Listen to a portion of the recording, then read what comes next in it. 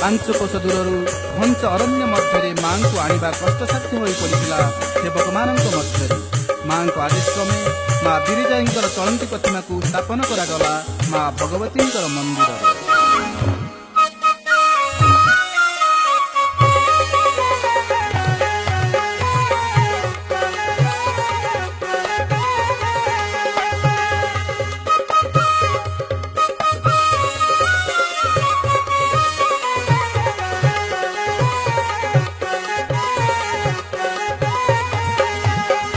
ନିଷ୍ପତ୍ତି ହେଲା ଶେଷରେ ଦକ୍ଷ ପ୍ରଜାପତିଙ୍କର ମନ୍ଦିରେ ରହିବେ ନୀତି।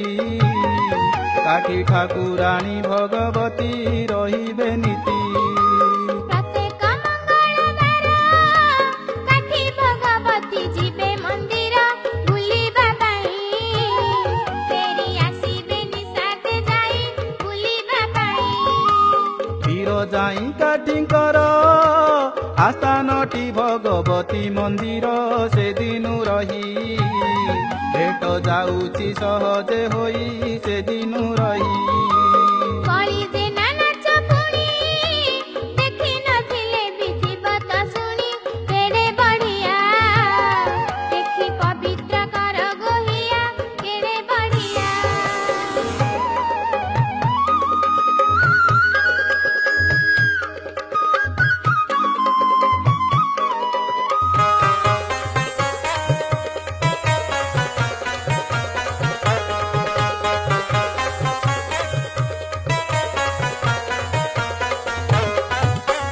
କଳି ଯେ ନା ଯେବେ ଆସେ ଘରେ ତା ଭରଣୀ ବିରସେ ବସେ ହାତରୁ ଚୁଡ଼ି ଶାଢ଼ୀ ପିନ୍ଧଇ ବିଧବା ଶାଢ଼ୀ ହାତରୁ ଚୁଡ଼ି।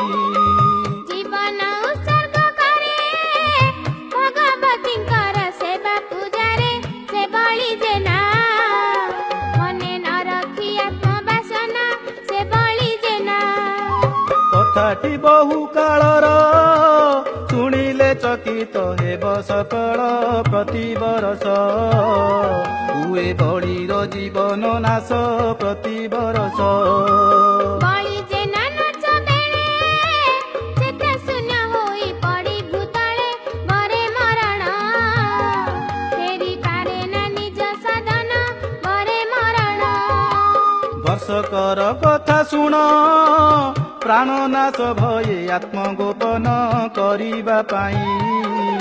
ବଳି ଯେ ନା ଯାଉଥିଲା ଧାଇଁ କରିବା ପାଇଁ। ଏହା ଜାଣି ଭଗବତୀ ଉଡ଼ିବେ ସେଠିଆ ହେଲେ ଝଟତି କହିଲେ ପୁଅ କାହିଁ ଡରି ପଳାଉଛୁ କହ କହିଲେ ପୁଅ।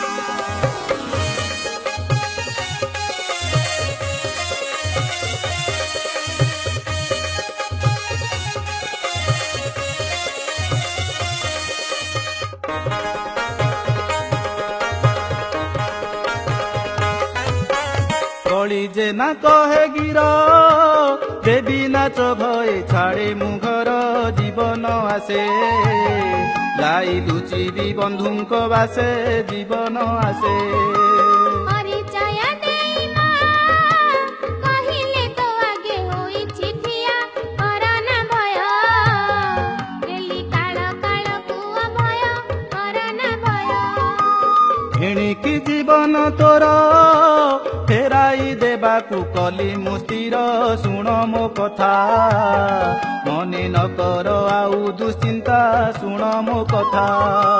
ଦେବୀଙ୍କର କଥା ଶୁଣି ଖୁସି ମନେ ବଳି ଯେ ନା ତକ୍ଷଣି ଫେରେ ସଦନ।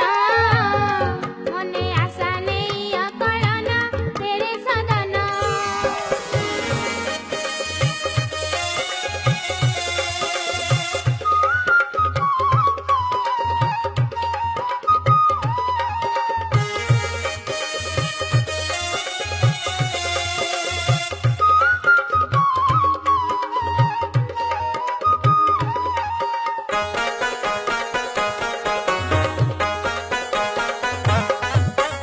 ତାପରେ ଦେବୀଙ୍କ ଜାତ ଆସିଗଲା ଯେବେ ହୋଇ ଔଷଧ ଠିକଣା ବେଳେ। ବଳି ପହଞ୍ଚିଲା ବାଣପୁରେ ଠିକଣା ବେଳେ। ଦେବୀ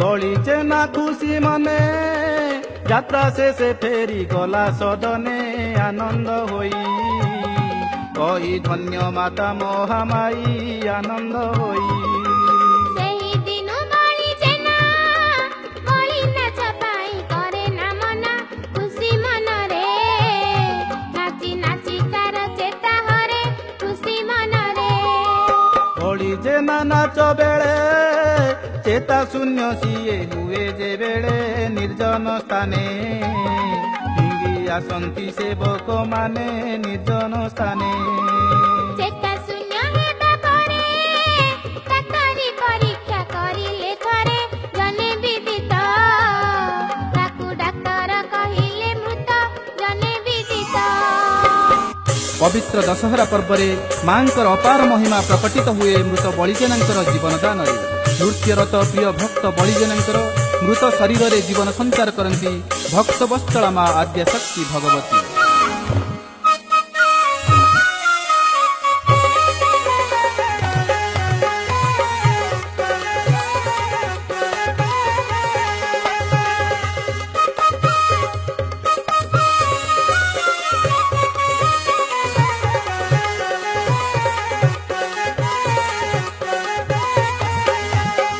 বিশ্বাস କରନ୍ତି ଜନେ ଭଗବତୀଙ୍କର ଜୀବନ ଦାନେ ଚେଇଁ ଉଠଇ ବଳି ସତ ସିଂହ ବଳ ନେଇ ଚେଇଁ ଉଠଇ ବଂଶ ପରମ୍ପରା କ୍ରମେ ବଳିଛେ ନା ଲାଗି ଅଛି ସେ କାମେ ପ୍ରତିବରଷ ଯେବେ ଆସଇ ଆଶ୍ଵିନ ମାସ ପ୍ରତିବରଷ ରାଜାଙ୍କ ଜାଗିରି ଖାଇ କହିଅଛି କେଉଁ କାଳରୁ ଭାଇ ଏ ଯେଉଁ ପ୍ରଥା ଶୁଣିଦେଲେ ଘୁରି ଯିବ ମଥା ଏ ଯେଉଁ କଥା ବଳିଛେ ନା ସେ ଘର ସୁଧି କ୍ରିୟା କାର୍ଯ୍ୟ ହୁଏ ତାହାର ଘରଣୀ ରାଣୀ ପିନ୍ଧେ ସାଧବା ବେଶକୁ ପୁଣି ଘରଣୀ ରାଣୀ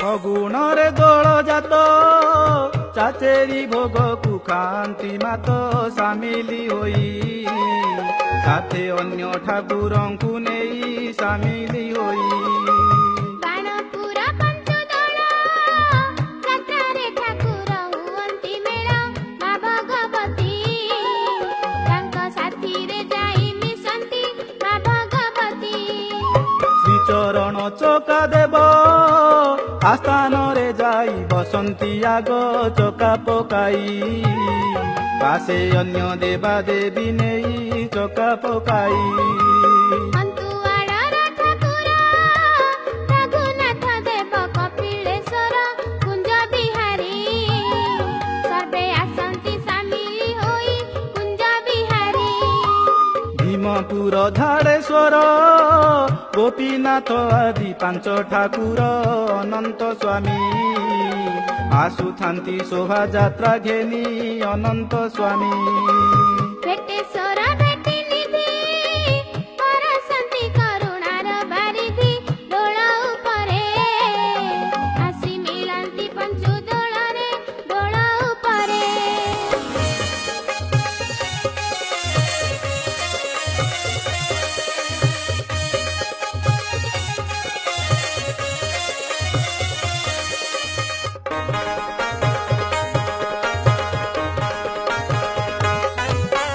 ପ୍ରାଣପୁର ରଙ୍କନାଥ ସାଥେ ଚାଲିଥାନ୍ତି ତାଙ୍କ ଭକତ ହରସ ହୋଇ ମନେ କେତେ ଅଭିଳାଷ ନେଇ ହରସ ହୋଇ ବାବା ଉମା ମହେଶ୍ୱର ଆସୁଥାନ୍ତି ଝୁଲି ଦୋଳ ଉପର କି ମନ ଲୋଭା ସେ ତ ଭୋଳାନାଥ ଭୋଳା ବାବା କି ମନ ଲୋଭା ଭଗବତୀଙ୍କ ସହିତ ମାନଙ୍କ ମିଳନ ଜାତ ଦେଖିଲେ ଭାଇ ଦୃଶ୍ୟ ମନରୁ ଲିଭିବ ନାହିଁ ଦେଖିଲେ ଭାଇ ଭାବୁ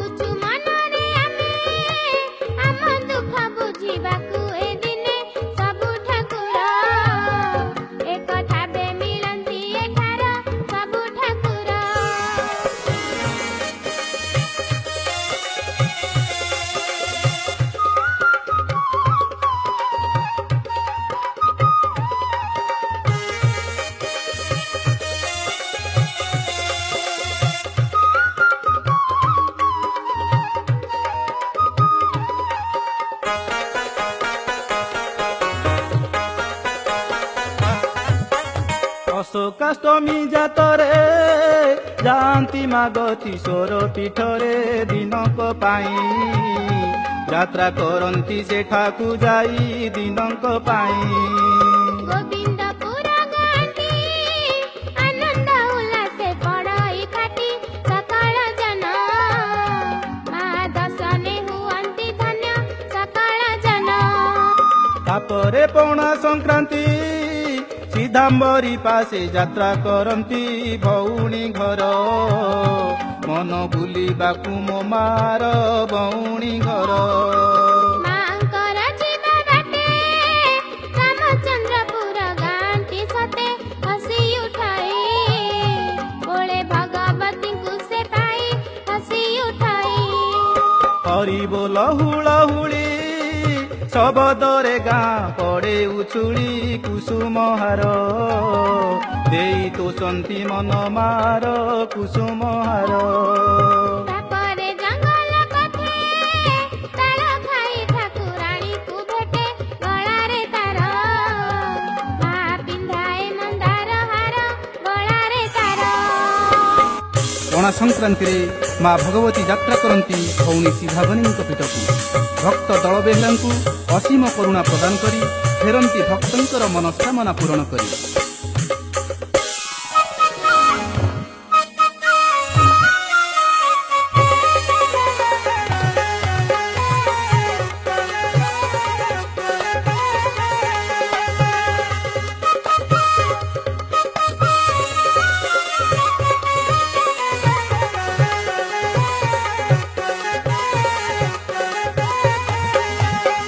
ଘାଟ ପଡ଼ା ଗାଁ ଦାଣ୍ଡେ ମା ଯେବେ ନାଚୁଥାଏ ଆନନ୍ଦେ କି ମନ ଲୋଭା ଓ ମା ରୂପ କାନ୍ତି ଆଭା କି ମନ ଲୋଭା। ସେଦିନ ରାତିଟା ପାଇଁ ଭଉଣୀ ପାଶରେ କଟେଇ ଦେଇ ମନ ଖୁସିରେ ମା ଫେରି ଆସେ ହରସରେ ମନ ଖୁସିରେ। ଫେରି ଆସିବା ବାଟରେ ଟିକିରାଇ ଠାକୁରାଣୀ ପୀଠରେ ପଣାକୁ ପିଇ ଫେରି ଆସନ୍ତି ଖମାର ସାହି ପଣାକୁ ପିଇ। ତାପରେ ଖମାର ଭୋଗ ଖମାର ସାହିରୁ ଆସଇ ବେଗ ଗାଁ ମୁଣ୍ଡରେ ମା ଖାଆନ୍ତି ବସି ଖୁସିରେ ଗାଁ ମୁଣ୍ଡରେ।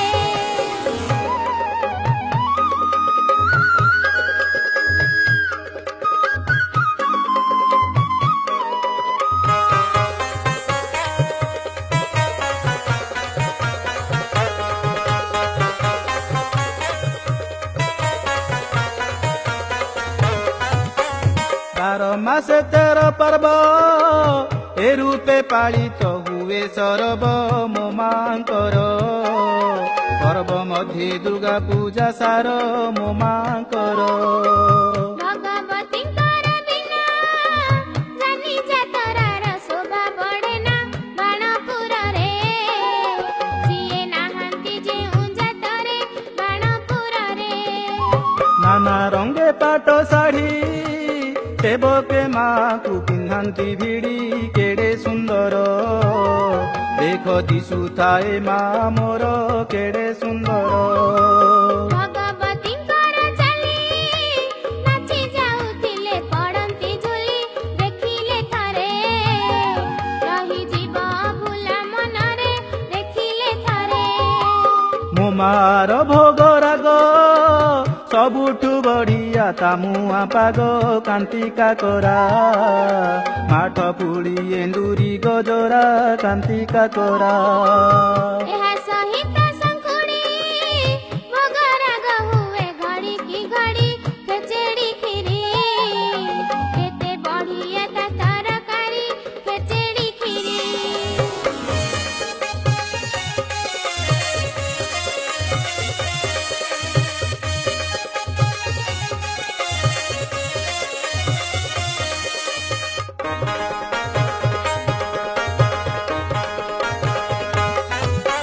ସେବକ ପାଳିଆ ମାନେ ଅବହେଳା କରି ନାହାନ୍ତି ଦିନେ ସେବା ପୂଜାରେ ଲାଗିଥାନ୍ତି ଖୁସି ମନରେ ସେବା ପୂଜାରେ। ସକାଳରୁ ରାତି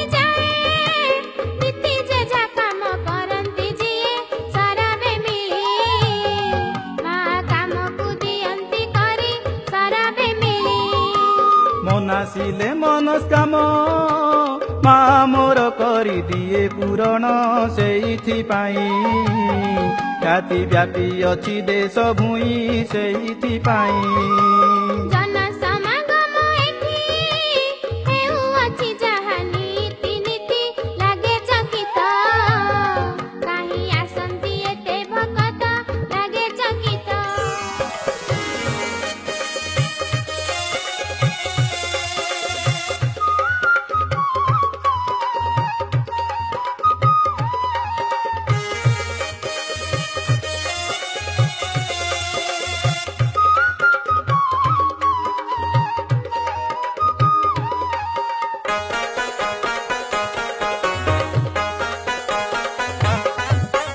ମା ମୋର ଭଗବତୀ ଡାକି ଦେଲେ ଡାକ ଶୁଣେ ଝଟତି ଭକ୍ତ ଜନର ଯିଏ ତା ପାଶେ ନୁଆଏ ଶିର ଭକ୍ତ ଜନର ଅପାର ତାର କରୁଣା ଭକ୍ତ ପାଇଥିଲେ ନୁହଁଇ ଉଣା ଭଗବତୀ ମା ହୁଏ ବିପଦେ ଆପଦେ ସାହା ଭଗବତୀ ମା ନୀତି ତା ମୁଖକୁ ଦେଖି ଦୁଃଖୀ ରଙ୍କି ସର୍ବେ ହୁଅନ୍ତି ସୁଖୀ ଜାଳି ଦିପାଳି ଯିଏ ତା ପାଦେ କରଇ ଅଳି ଜାଳି ଦିପାଳି ତୁଝେ ତା ଦୁଃଖ ଯେତନା ପୂର୍ଣ୍ଣ ହୁଏ ପୁଣି ମନ ବାସନା ମୋ ମା ପାଶେ ଯିଏ ମନ ବାଞ୍ଛା କରି ବସେ ମୋ ମା ପାଶେ ମୋ ମାର କଥା ମାନ କହିଲେ ହୋଇବ ପୋଥି ପୁରାଣ କହୁଛି ସତ